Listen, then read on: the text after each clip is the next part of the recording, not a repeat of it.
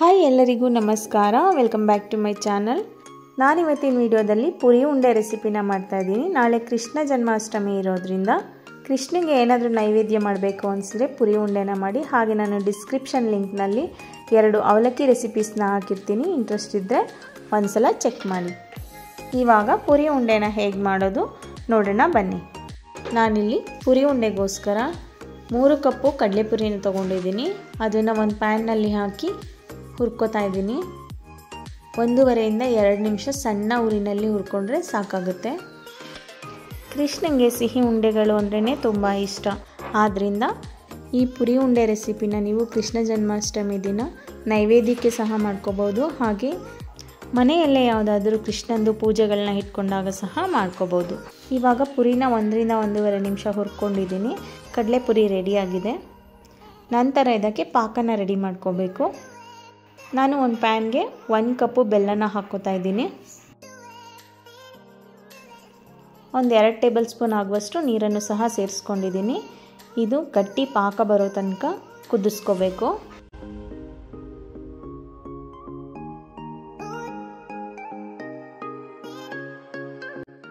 ಬೆಲ್ಲ ಎಲ್ಲ ಚೆನ್ನಾಗಿ ಕರಗಿ ಕುದೀತಾ ಇದೆ ನೋಡ್ಬೋದು.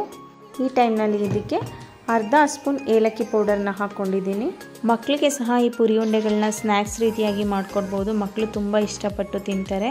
ಹಾಗೆ ಬೆಲ್ಲದಲ್ಲಿ ಕ್ಯಾಲ್ಶಿಯಂ ಜಾಸ್ತಿ ಇರೋದ್ರಿಂದ ಮಕ್ಕಳಿಗೆ ಹೆಲ್ತ್ಗೂ ತುಂಬ ಒಳ್ಳೆಯದು. ಇವಾಗ ಬೆಲ್ಲದ ಪಾಕ ರೆಡಿಯಾಗಿದೆ ಅನಿಸುತ್ತೆ, ಘಮ ಘಮ ಅಂತಿದೆ. ಒಂದು ಪ್ಲೇಟ್ನಲ್ಲಿ ನೀರನ್ನ ತೊಗೊಂಡು ಈ ರೀತಿ ಚೆಕ್ ಮಾಡ್ಕೋಬೇಕು. ಸ್ವಲ್ಪ ಪಾಕನ ತೊಗೊಂಡು ನೀರಲ್ಲಿ ಹಾಕೋಬೇಕು.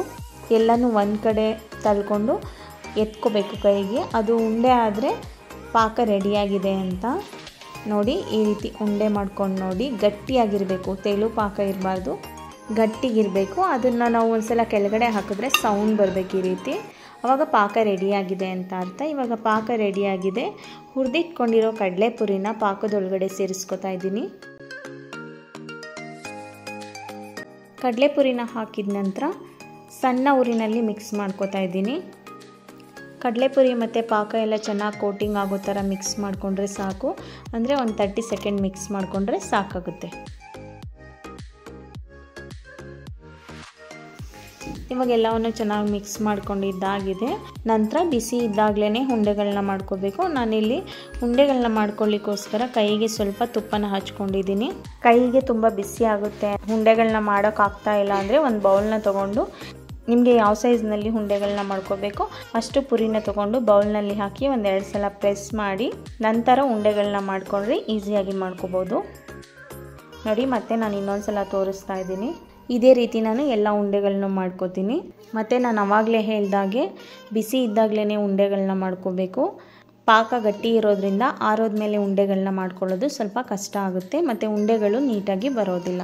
ನಿಮಗೆಲ್ಲ ಈ ಪುರಿ ಉಂಡೆ ರೆಸಿಪಿ ಇಷ್ಟ ಆಗಿದ್ದರೆ ಪ್ಲೀಸ್ ಒಂದು ಲೈಕ್ ಕೊಡಿ, ಹಾಗೆ ಒಂದು ಕಮೆಂಟ್ ಮಾಡಿ, ಮತ್ತು ನಿಮ್ಮ ಫ್ಯಾಮಿಲಿ ಫ್ರೆಂಡ್ಸಿಗೆಲ್ಲ ಶೇರ್ ಮಾಡಿ. Thank you.